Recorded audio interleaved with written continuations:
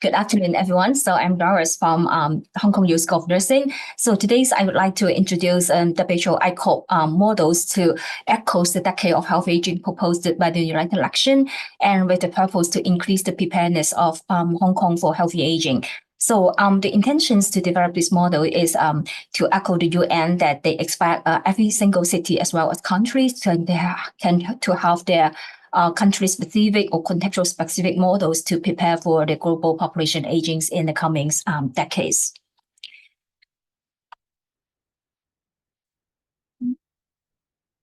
So just a little bit background. So if you look at the graph, I think you're all aware of that global population aging is evolving. So the percentage of population age 60s or over in different parts of the region, as shown in this diagram, are rapidly increasing since the last decade. And it is anticipated that in the year 2050, 1 in 3 persons will be over the age of 60 and 1 in 10 even over the age of 80.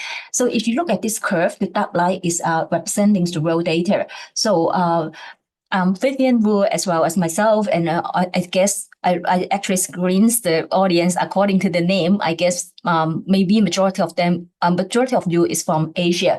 So if you look at our data, we are actually after 2020, we are actually above the worldwide data. So how about every single regions? In 2022, Japan is the country which has the highest shares of people aged 65 and above, but Hong Kong will take over this position in 2050. So that's why, because you can see that aging is a global, population aging is a global issue. That's why the United Nations, they propose a decade of healthy aging for 2021 and 2030. So this is very timely because at 2021, the population aging is already evolved to a certain extent, and it will continue to go on in the next 2 decades. So actually, it is a concerted catalytics and sustained global collaboration for the 10 years period. And it emphasizes on transformative and positive change for older people, family, as well as communities. So it has 4 areas for action, focusing on inducing the positive attitudes towards age and aging. So this is so important in order to promote a social inclusive environment for older adults.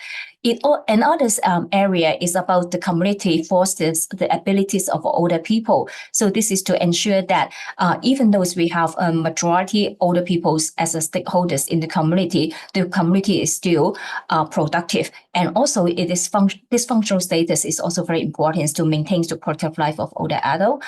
And the third action is to provide person-centered integrated care and responsive primary care so that the initial health problems or risk factors can be regulated proactively. And finally is a long-term care to ensure there is inevitable dependency of older adults can be addressed.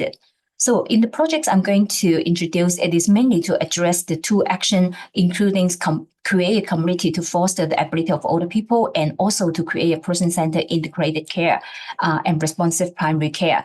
And primary care also is one of the very important agenda for the government since the last year.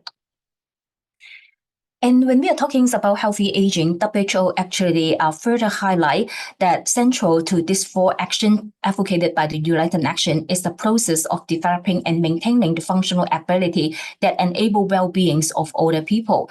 So optimizing functional ability is defined as the ultimate outcome in the global initiative of healthy aging promotion. So what is functional ability? So they have a very clear definition is the abilities to enable the older adults to meet their basic need. They can still to learn to grow and make decisions. They are mobile. They can build and maintain relationship, as well as the last point is very important, that is they can continue to contribute to the society. So how to maintain or optimize this functional ability? So if I use a metaphor is growing a plant, then the plant's blossoms will be the optimized functional ability. Then how can do that? That it depends very much on the compatibility of the root as well as the soil. So that if the root is representing the older people, then it referring to their intrinsic capacity. That is a very important concept advocated by the WHO. So it refers to 6 domains of function, including the locomotor capacity, psychosocial capacity, cognitive capacity, hearing, vision, as well as vitality. But we all know that in aging, no matter how healthy an individual it is, this intrinsic capacity will be decreasing. So how can we actually continue to grow a very good plant is to use better soil in order to sustain, in order to complement the roots function. So this soil, when we put into the WHO-ICOPE framework, it is referring to the environment. So when we say about environment, it can be hardware, it can be also policy and also care service at the home setting, at the community setting, and then even broader society setting. So this is a so important concept when we're talking about compatibility of intrinsic complexity and environment. And it also used to guide a lot of care planning as well as service planning along the healthy aging trajectory. So if you look at this graph, then you can see that the ultimate purpose of WHO in promoting healthy aging is to sustain the functional complexity of older people along the time. So the x-axis is the time, the y-axis is the functional reserve. So this is what is the most ideal situation represented by this dark line. But intrinsic complexity, that is the complexity of older people, is honestly is decreasing over time, no matter what you did, right? So that how to actually push this intrinsic capacity back to the black line is relying on our environment. This can cover our healthcare system, long-term care system, as well as the broader environment. So whenever we found that they have deterioration, we need to use the environment, the service, the policy in order to support that so that they can continue to function. So remember, the functions cover several dimensions that I just mentioned in the previous slide.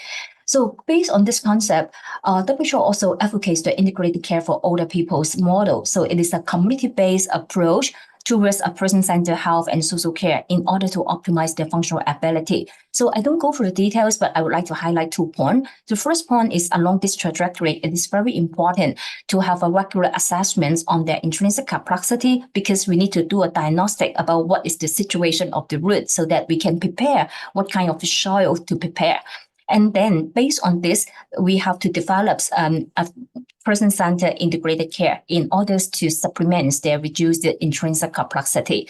So that's why the ICOPE actually emerged as a new diagnostic framework for health aging promotion. It also defines the ICOPE care pathway at the individual level, service level, and the system level.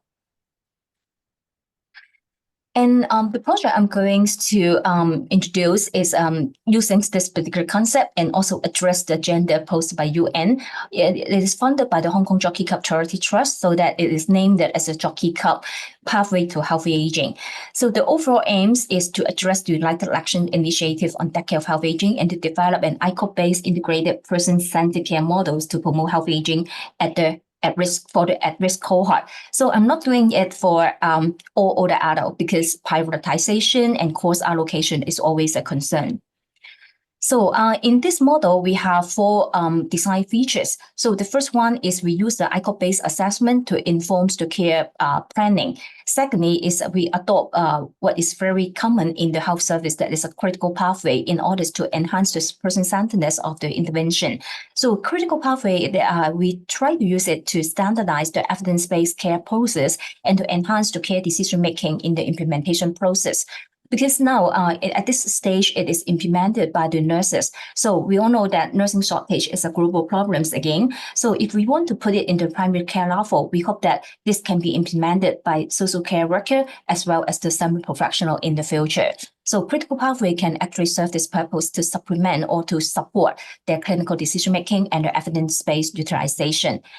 And when we are talking about health aging promotion, or when we look into the intrinsic complexity, the 6th domain, what is most important is other than pharmacological treatment, non-pharmacological treatment is very lifestyle orientated. So that it is talking about healthy behavioral change when we want to increase the intrinsic complexity or functional complexity. So that's why we apply the very well-established theory to promote behavioral change, that is the empowerment theory, as well as the case management. So we use a 5-step empowerment in order to sustain the behavioral change, and case management is to develop a partnership approach between the professionals and the older adult together with the labor in order to sustain their behavioral change. So just a quick introduction of what is empowerment. So empowerment is we need to increase the health awareness of the older adults so that they are motivated to change themselves. And then when they're motivated, we will support them to set goal and then to set the action to sustain, to achieve the goal. And then what is more important is put the action into implementation and also put the implementations into more long-standing behavioral change.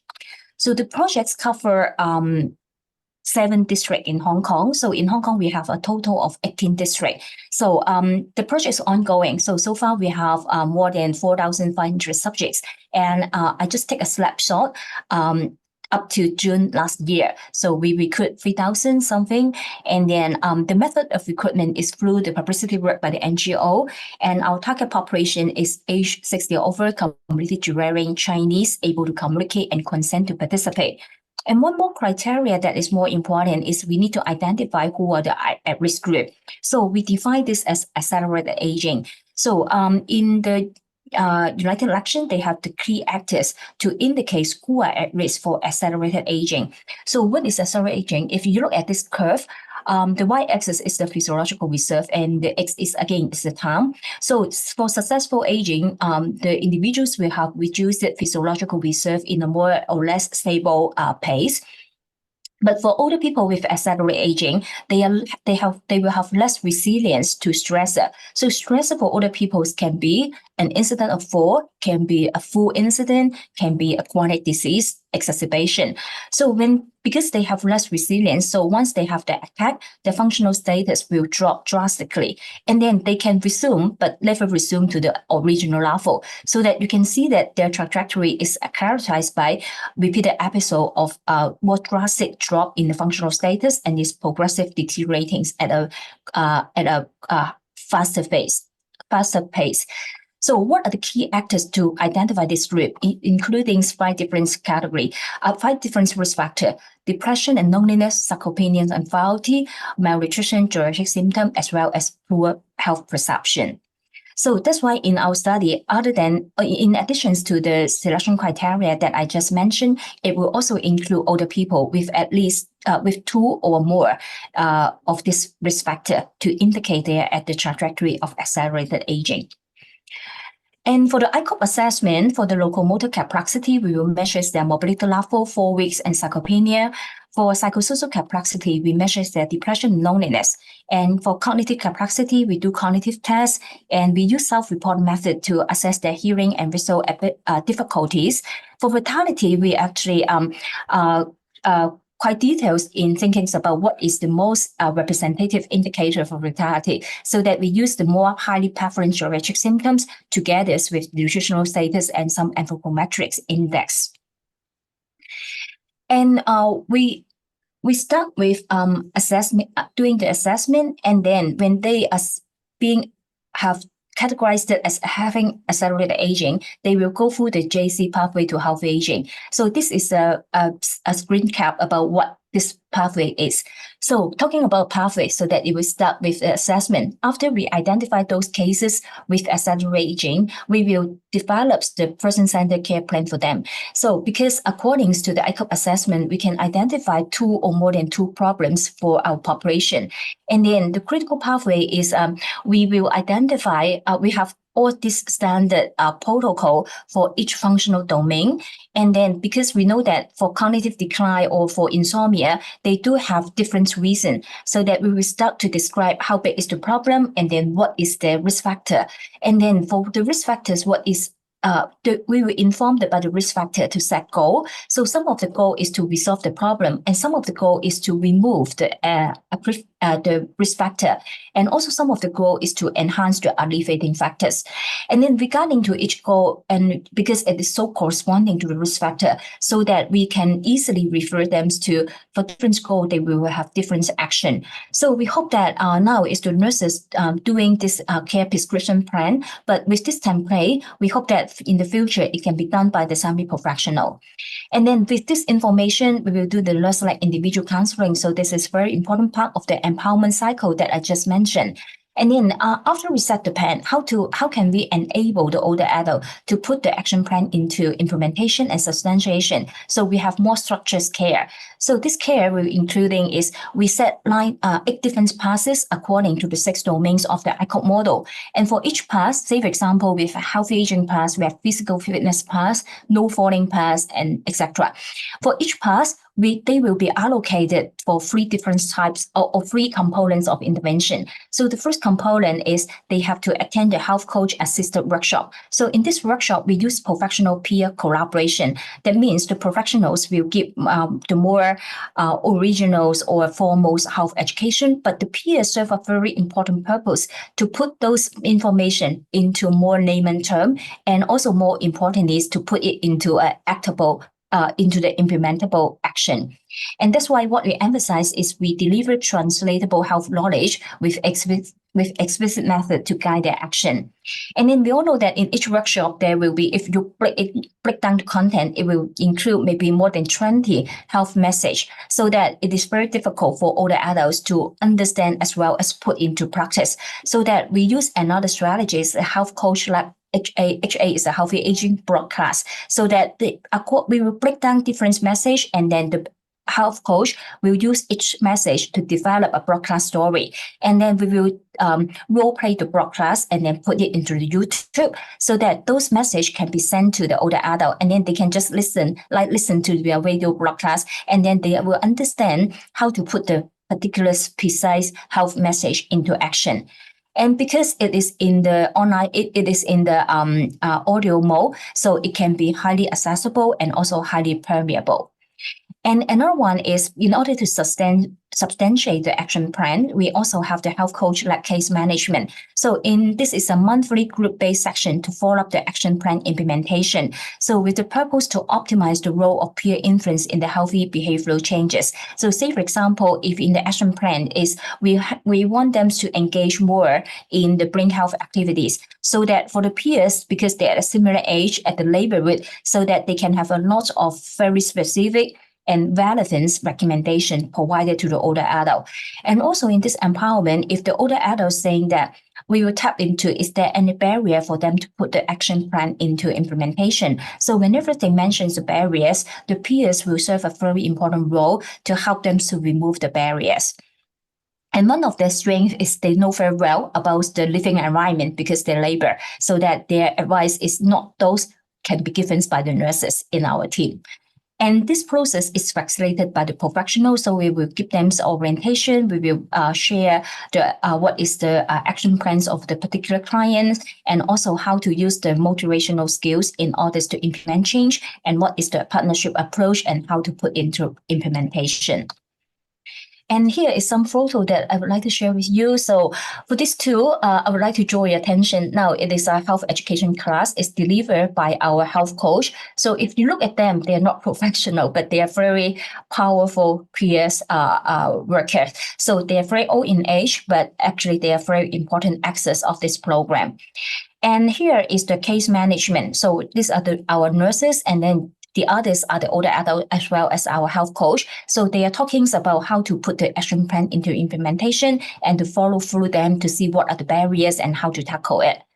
And here, if you look at these pictures more carefully, then you can see that our nurses is holding an iPhone. So they are actually making the audio broadcast. And these are the story that they develop, and they will role play they actually take up different role and then to record the audio story. And we also need to secure these groups of health coach. And so far, we have more than 400.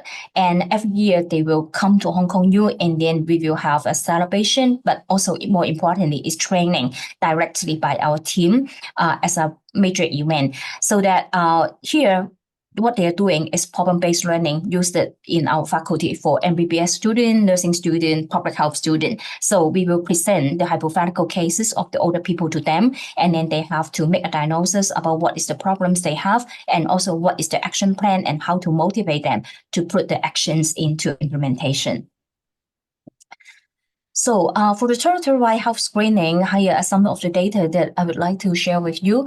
So up to June last year, we have screened 3,000 something older adult. So their age is mean age is around 74, and you can see that actually 50% of them is older than 75, and female is dominant. This is may be related to the publicity work is done by the NGO, and the recruitment is done by the NGO.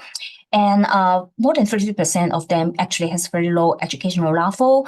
And also 50% they don't have any spouse. They don't have spouse. They are around 33% they are living alone. And then when you look into the comorbidity, around 60% of them will have two non-related chronic disease and polypharmacy affecting a quarter of the population. And then around 40%, if because we use the rule core, we can find that they have lower quality of life than normal. And for the frailty, around 20% they have different level of frailty.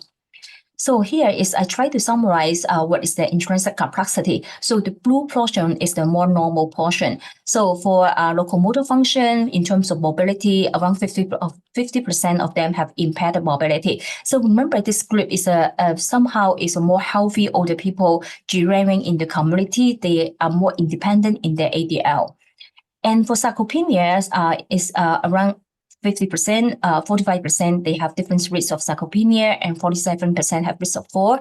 Considering their nutrition and metabolic health, you can see that 88% they have malnutrition, and we look into this malnutrition, it's more common for them to have obesity and also increased body fat and also increased increase the breast circumference.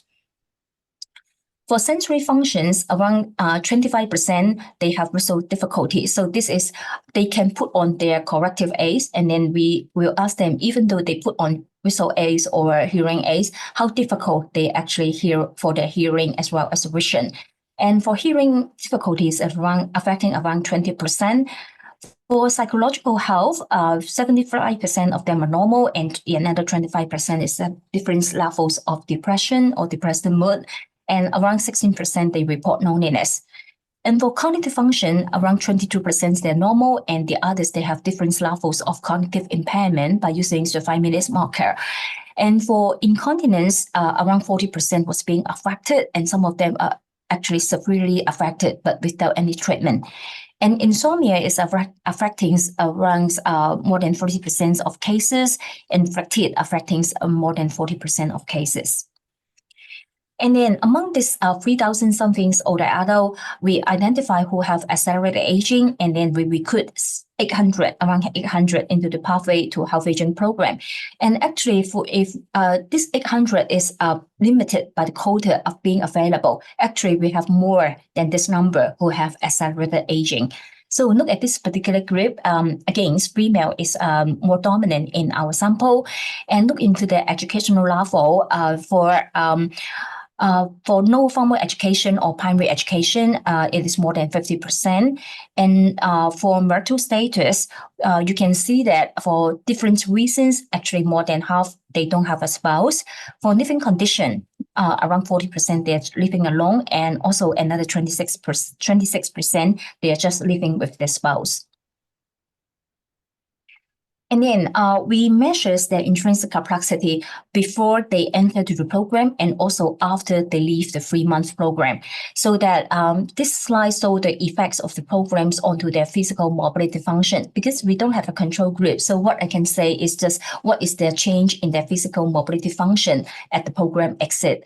So you can see that in this bar chart, the purple bar representing the baseline, the green bar representing the post-test. So by using the up and go test to capture their physical mobility function, you can see that at the program exit, there are more people, they have improved the function in the up and go test. And also for those who need longer time to complete the test, the percentage is slightly reducing.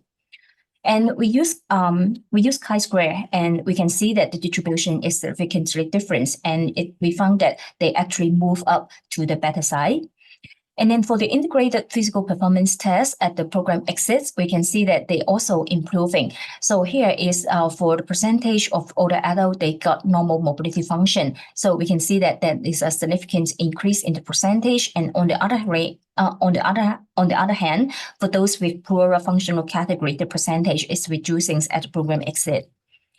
And for insomnia, we categorize the subjects into no insomnia, subthreshold, moderate, and severe.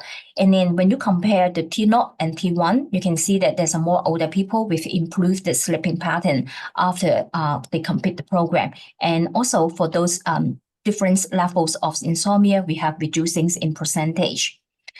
And here is representing the vitality, mainly on the nutrition. So we use the NMA, and we can see that at the program exit, a high percentage of older people, they have normal nutrition.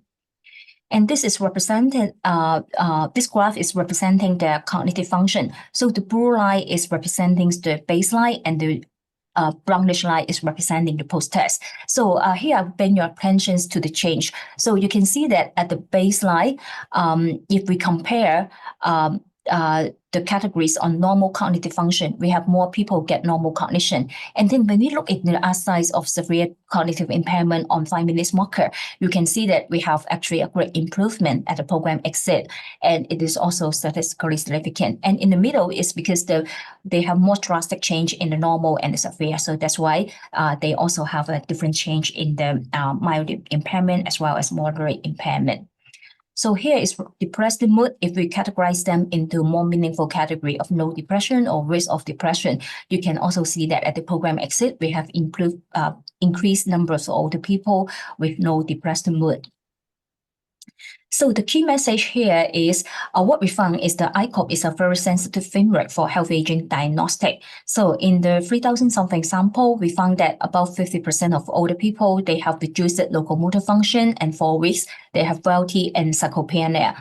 And also over half of the cohort, they have metabolic risks and suboptimal nutrition. And there's a high preference that is over 40% of insomnia, fatigue, as well as incontinence. So for self-reported sensory impairment, even though we allow them to put on the corrective aids, it still affects a quarter of older adults.